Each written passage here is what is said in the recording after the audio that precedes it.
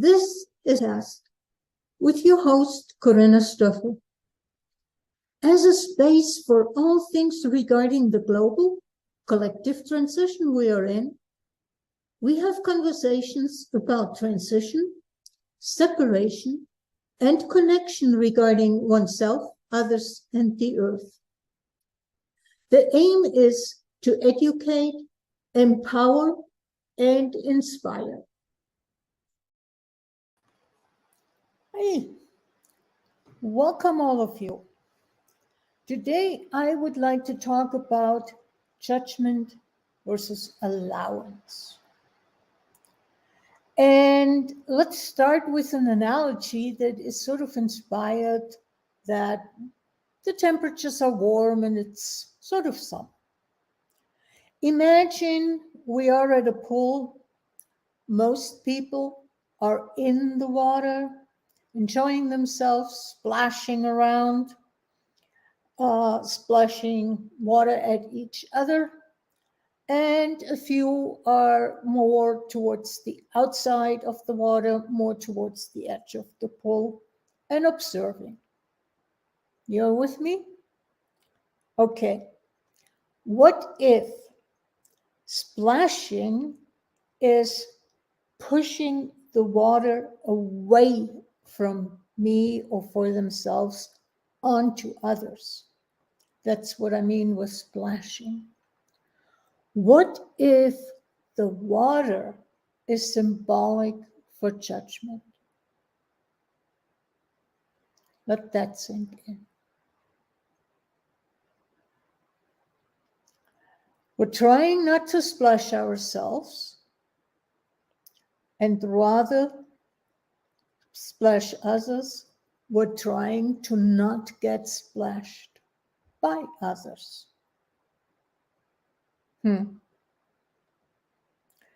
Those sitting at the edge, they every once in a while get splashed, but they don't get upset about it.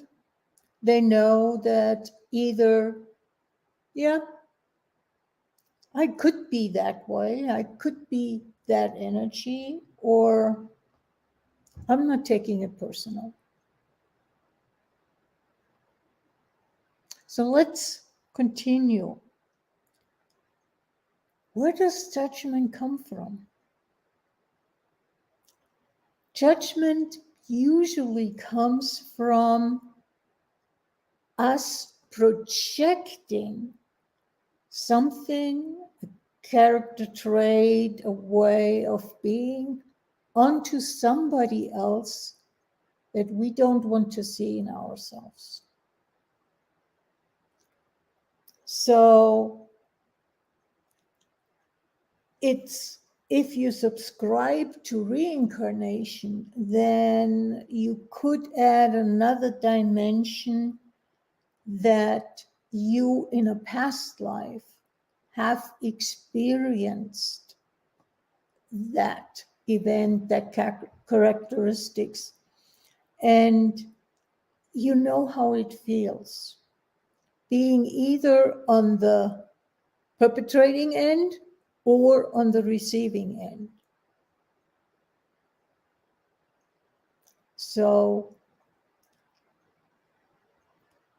does that give you some sense of why A, I'm judging it, and B, why I might not choose to see it in myself and rather project it onto someone else?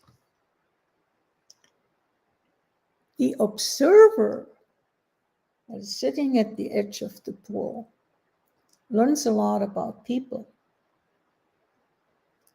because knowing that we project something that we don't want to see in ourselves onto others,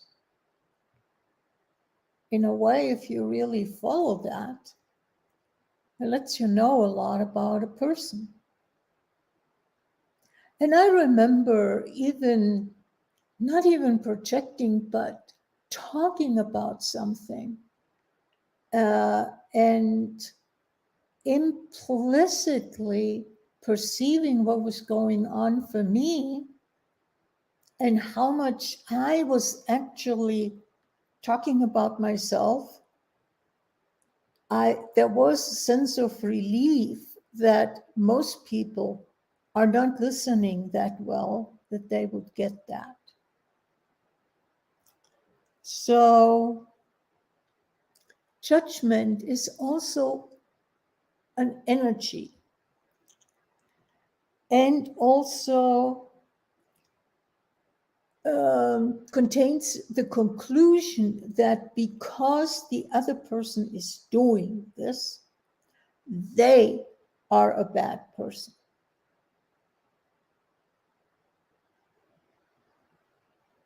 How often do we do things without cognitively being aware, just being on autopilot? And how much are we on autopilot? I'm sorry to say, at least I am a lot on autopilot, despite being aware of so often of what I'm doing. And it cuts both ways.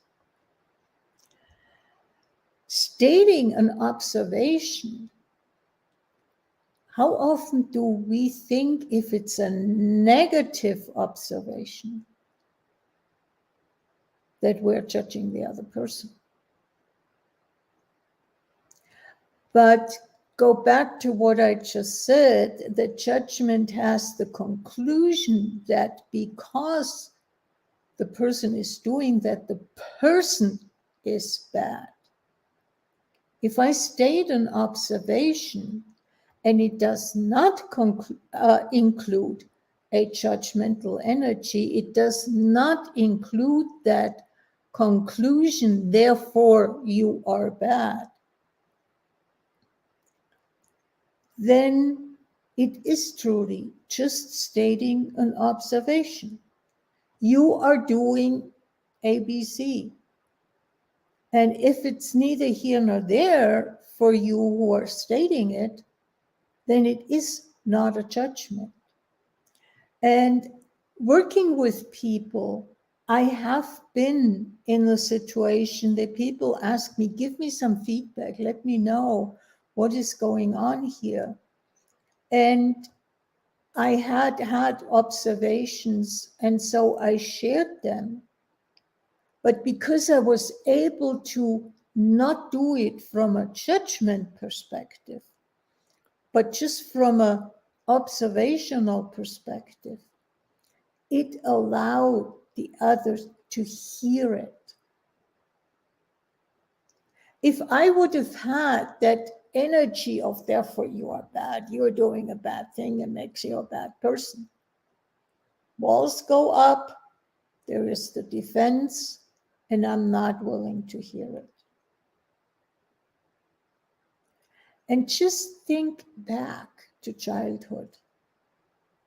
How often have we heard criticism from parents?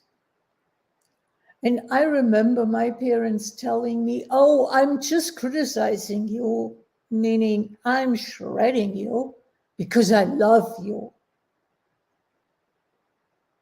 Is that truly love?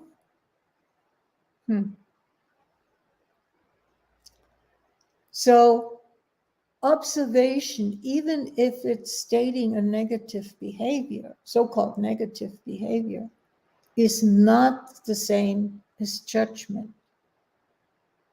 Now let's go to the other side, being in allowance. We're supposed to be in allowance. And how often, when we are in allowance, are we becoming a doormat? Letting others walk all over us. And I have been there because I needed to be in allowance. That was the good thing to do. But in truth, allowance actually includes a no, includes setting boundaries. And you may wonder why. Am I in allowance of me as a person if I let somebody else walk all over me? No, I'm not an allowance of myself. And how often, on the flip side,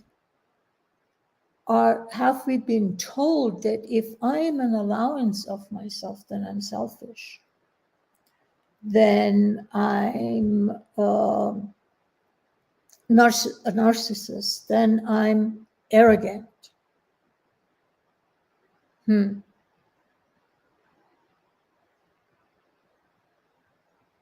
What if a no is just addressing a behavior that does not work for me? And being an allowance of myself, I'm stating that. Is that arrogant? Is that narcissistic? Or have we clumped together two totally different ideas, concepts, and as a result, end up hurting ourselves? What if I'm an observer of myself? What if I'm curious about myself? And let me tell you, that can be uncomfortable at times. Like, I just had an experience this morning when I recognized the thought and I said, wait a second. Why am I thinking that? Because I realized that this is not to my advantage. That I'm making an excuse for why I'm not doing what I don't want to do that much right now. And often postponing things is not necessarily helpful. So what if I am willing to be present enough with myself, notice that, and then I asked, where else am I doing that? Or something similar. And then there is the uncomfortable question, or why the hell am I choosing that? I am not behaving like how I see myself. I am not the person that I want to be. And that can be just uncomfortable. That can be something that is considered self-judgment unless I'm willing to be present with it and not judge myself, but explore, be curious about it.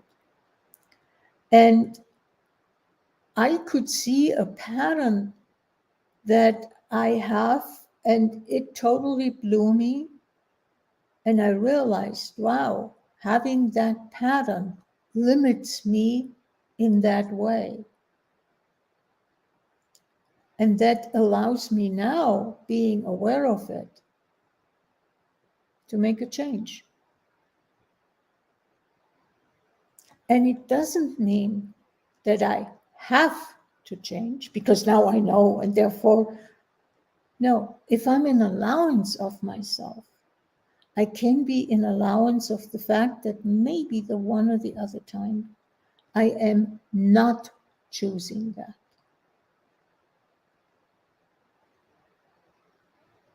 So, can you see the difference between being in judgment of others, and therefore the other person is bad, and that othering allows so many negative things, all the way up to declaring war, on another country because they're the bad guys.